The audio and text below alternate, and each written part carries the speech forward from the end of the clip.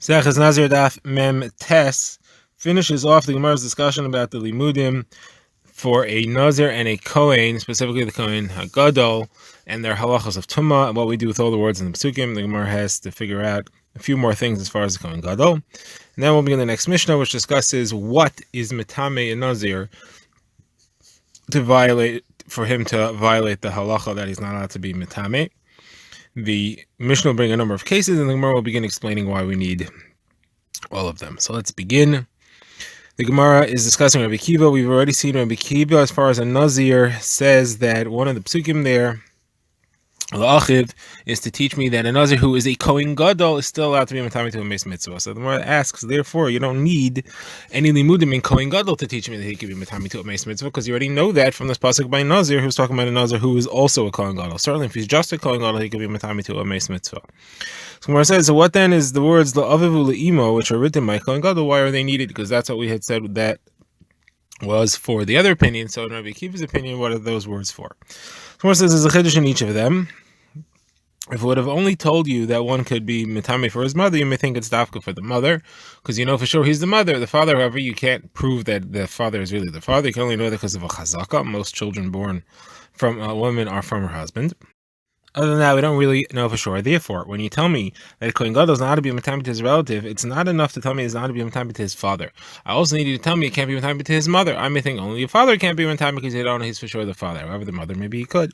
Therefore, you have an extra chiddush to tell me even the mother. Now, if you only told me that he could not be Matami to the father, I've explained why I would think that he could be Matami to the mother. What about the other way? What if it says that he can't be Matami to the mother? Shouldn't I know he can't be Matami to the father? And the word says no.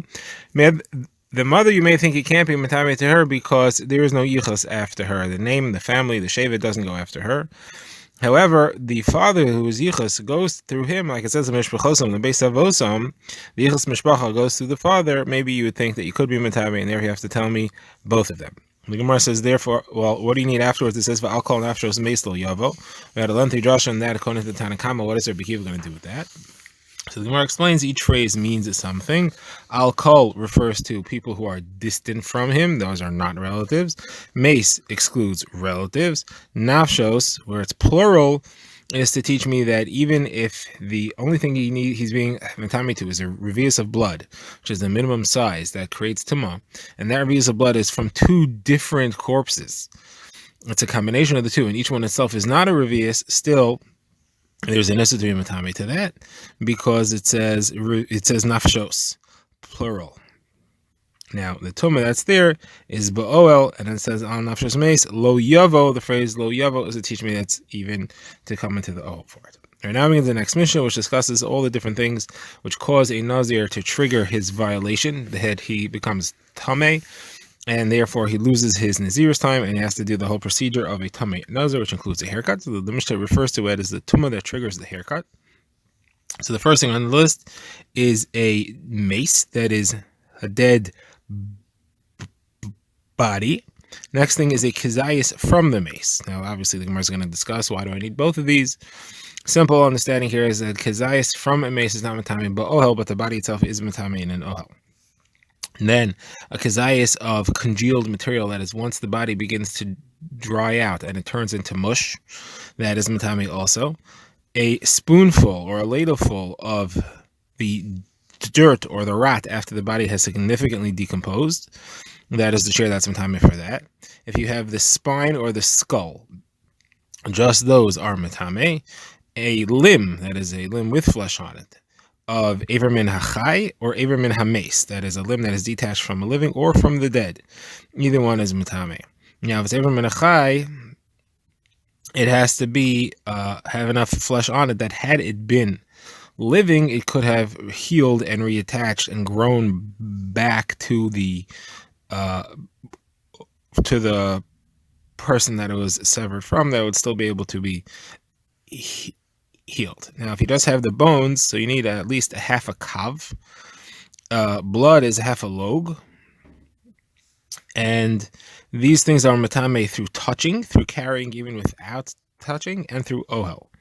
Now, a bone, a complete bone, that's just the size, that's very small, minimum size is that it's the size of a barley, that's metame, but it's only that's through touching and through carrying. The Mishnah concludes, through all these things, the Nazir has to take his haircut, and he has to purify himself by sprinkling the paraduma water on day 3 on day 7, and it knocks out the previous Nazirs that he did, and he has to start again once he is tahar and has brought his karbanos.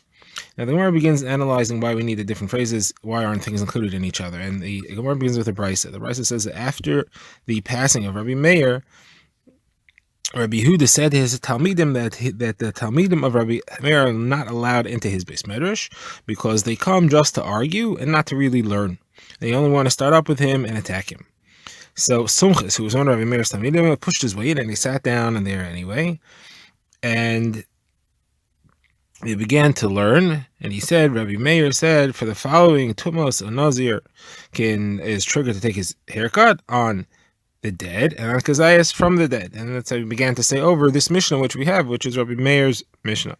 And Rabbi Yehuda heard that, he got angry. And he said, didn't I tell you that his Talmidim only want to come in here in order to start up with me? Obviously, this makes no sense.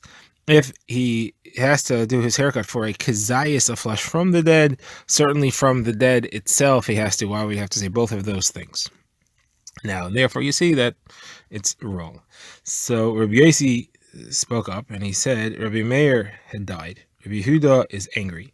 If Yossi, meaning himself, will be quiet, what will it be with Torah all together? So he said the pshat is as follows. When it talks about the mace, it's not talking about a mace that has flesh, it's talking about a mace that has no flesh.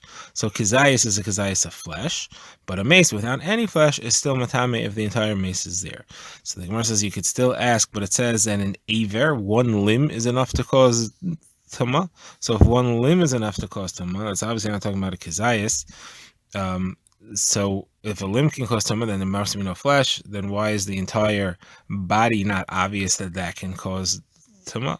So therefore, the Gemara says the answer must be like Rabbi Yochanan, who says it's referring to a newborn, a stillborn, that its limbs was not fully attached to flesh. It did not fully form, and that is a special chiddush that it's matame at all. Now, Rava says a different shot. Rava says it's not talking about the body in its full state.